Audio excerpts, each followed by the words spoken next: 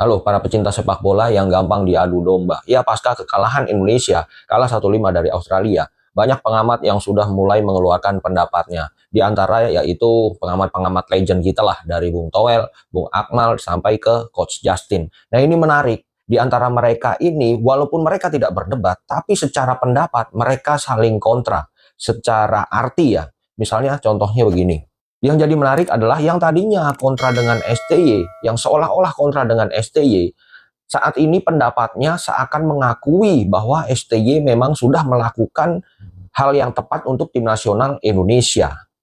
Tapi yang tadinya pro dengan STY, sampai saat ini justru seolah-olah malah kontra dengan STY dan terlalu membela Patrick Kluivert. Ya kalau yang ini teman-teman pasti udah tahu lah siapa orangnya.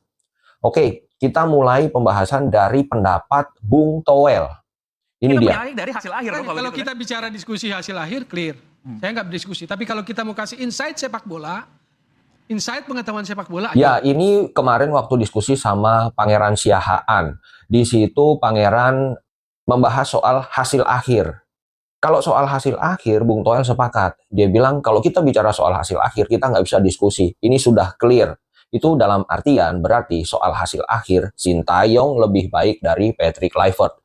Karena Sintayong biar mainnya dianggap tidak agresif, dianggap tidak menghibur, tapi hasil akhirnya terbukti bisa membawa Indonesia sampai ke tahap ini. Jadi permainan nggak penting, tapi hasil akhir itu penting. Ya kira-kira begitu. Kemudian setelah diskusi berlanjut dan sampailah pada ke apakah benar setiap pelatih butuh proses lagi. Sedangkan kualifikasi Piala Dunia ini sudah berjalan dan pergantian pelatih itu di tengah-tengah. Nah, Bung Toel pun mengeluarkan pendapatnya. Ini. Jadi memang dia harus melakukan pendekatan yang sangat cepat.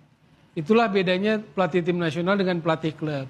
Jadi bolehlah itu jadi alasan waktu yang sangat sebentar dia berinteraksi dengan pemain, tetapi bukan semata-mata itu juga.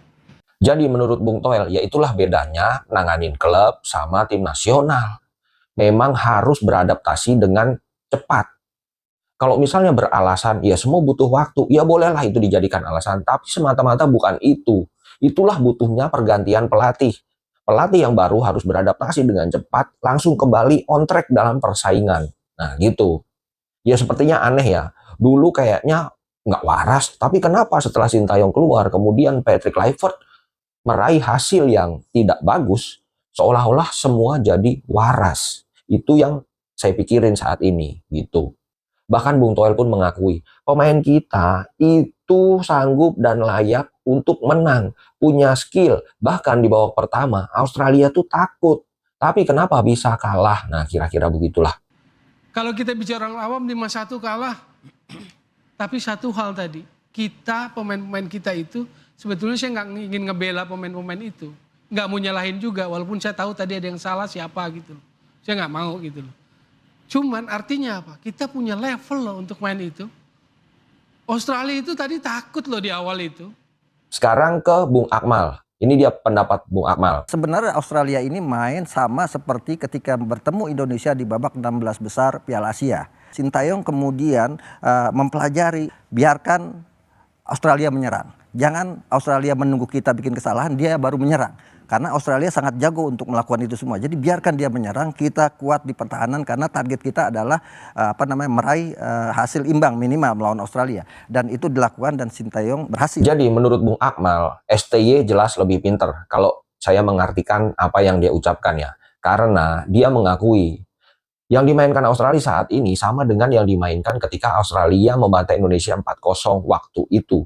Tapi STY mengamati bagaimana cara Australia bermain, kemudian diantisipasi oleh STY waktu mereka datang ke GBK dan STY berhasil.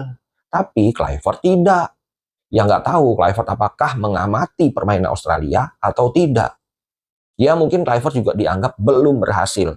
Tapi yang jelas tim kepelatihan Patrick Kluivert saat ini adalah tim kepelatihan termewah sepanjang sejarah PSSI. Komposisi pelatih tim nasional kita yang ada saat ini adalah yang termewah sepanjang sejarah PSSI. Tapi secara hasil Ya teman-teman sudah tahu lah ya hasilnya seperti apa. Ya mengecewakan pasti. Dan kekalahan 5-1 dari Australia adalah kekalahan terbesar semenjak tahun 1970-an. Ya memalukan memang. Ya tapi bagaimana lagi? Nasi sudah menjadi bubur.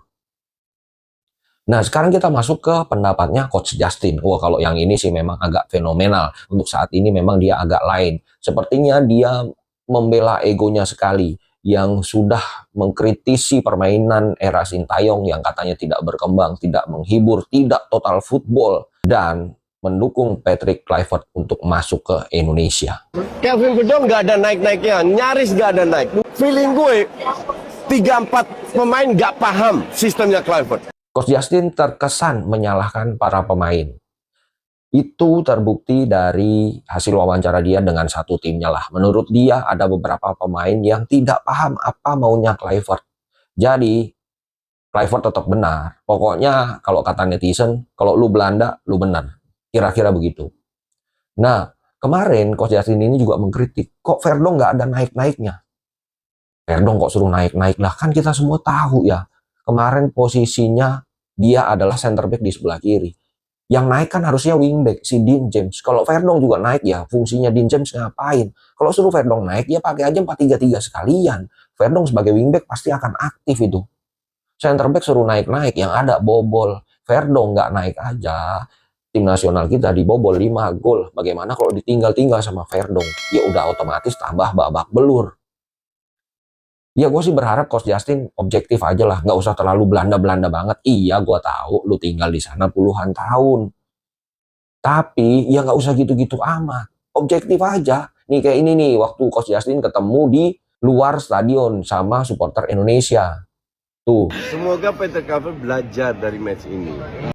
Nah dia bilang semoga Kluivert mengambil pelajaran dari ini. Iya gue setuju.